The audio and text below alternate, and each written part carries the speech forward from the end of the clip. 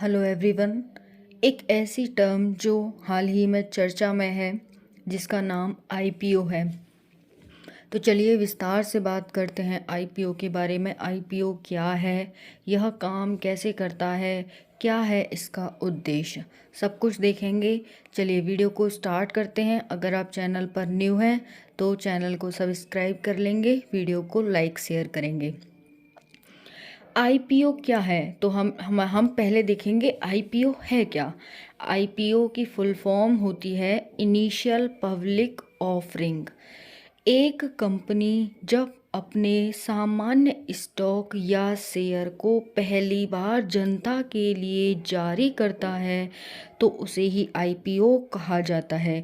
यानी कोई कंपनी है वो अपने शेयर स्टॉक मार्केट्स के माध्यम से निकालना चाहता है जनता के लिए, यानी जनता खरीदे, उसी को हम आईपीओ कहते हैं। लिमिटेड कंपनियों द्वारा आईपीओ इसीलिए जारी किया जाता है जिससे वह शेयर बाजार में सूचीबद्ध हो सकें।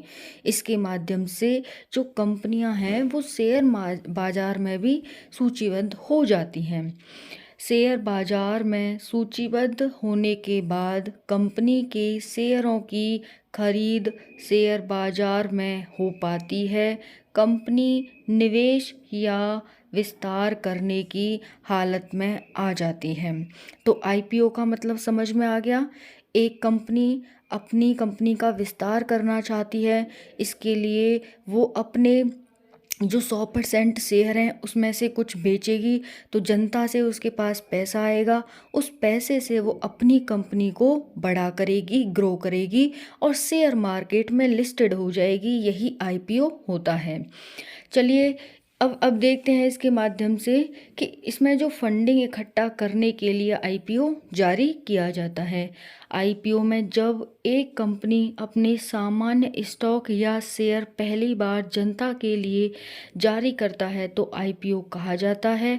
एक फर्म के आईपीओ शुरू करने के दो मुख्य कारण पूंजी जुटाना और पूर्व निवेशकों को समृद्ध करना है।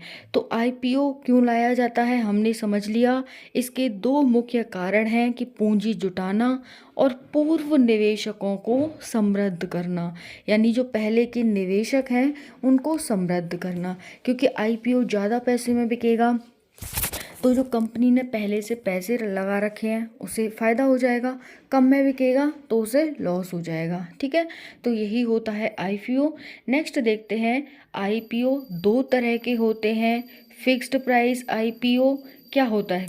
पहला है फिक्स्ड प्राइस आईपीओ। देखो, फिक्स्ड प्राइस आईपीओ को इशू प्राइस के रूप में संदर्भित किया जा सकता है जो कुछ कंपनियां अपने शेयरों की प्रारंभिक बिक्री के लिए निर्धारित करती हैं निवेशकों को उन शेयरों की कीमत के। तो यहाँ पर पहले ये देख लो कि फिक्स्ड प्राइस होता क्या है।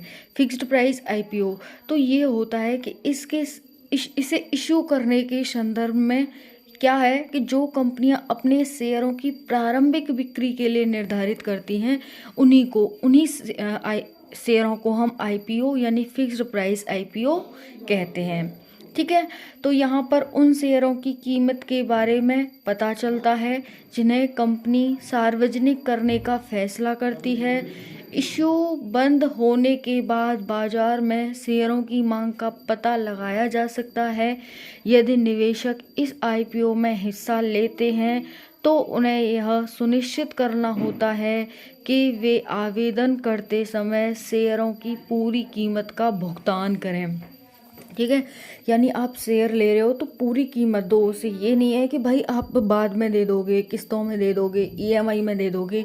तो यही फ़ायदा होता है। हर कंपनी आईपीओ लाना चाहती है, जैसे कहते हैं ना उसका अंतिम उद्देश्य आईपीओ लाना होता है, क्योंकि आईपीओ के माध्यम से जनता उसे तुरंत पैसा दे देती है।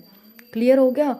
और आईपीओ में क्या होता है कि जो कंपनी आईपीओ लाती है वो एक बैंक से भी कनेक्ट हो जाती है। ठीक है, एक बैंक, क्योंकि आईपीओ जो खरीदेंगे तो पैसा कहाँ आएगा, बैंक में ही आएगा ना।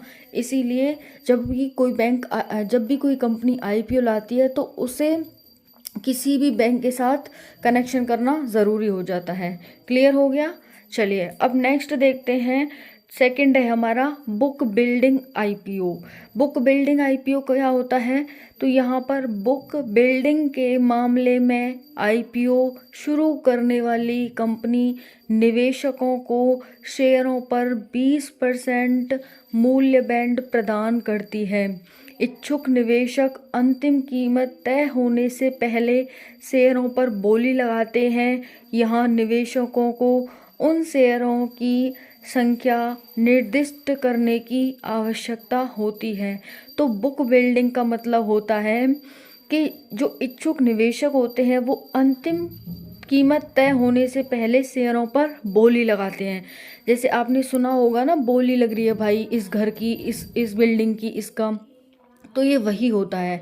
ठीक है, तो बुक बिल्डिंग आईपीओ ऐसा ही आईपीओ होता है जो अंतिम कीमत तय होने से पहले उसकी बोली लगती है और निवेशकों को उन शेयरों की संख्या निर्दिष्ट करने की आवश्यकता होती है जिन्हें वे खरीदना चाहते हैं, और वह राशि जो वे प्रति शेयर भुगतान करने को तैयार हैं।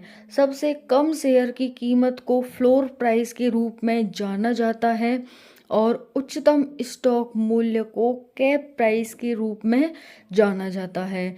शेयरों की कीमत के संबंध में अंतिम निर्णय निवेशकों की बोलियों द्वारा निर्धारित किया जाता है। तो ये यहाँ पर था हमारा बुक बिल्डिंग आईपीओ। की बुक बिल्डिंग आईपीओ होता क्या है? तो जो भी निवेशक होते हैं वो अंतिम बोली तक अपनी बोली लगाते रहते हैं अंतिम मूल्य तक, और जिन्हें वो खरीदना चाहते हैं वह राशि जो वे प्रति शेयर भुगतान करने को तैयार हैं। सबसे कम शेयर की कीमत को फ्लोर प्राइस के रूप में जाना जाता है और उच्चतम स्टॉक मूल्य को कैप प्राइस के रूप में। तो ये आपको ध्यान रखना है कि कम कीमत शेयर को किस नाम से, उच्च कीमत शेयर को किस नाम से जाना जाता है, और शेयरों की कीमत के संबंध में अंतिम निर्णय निवेशकों की बोलियों द्वारा निर्धारित किया जाता है।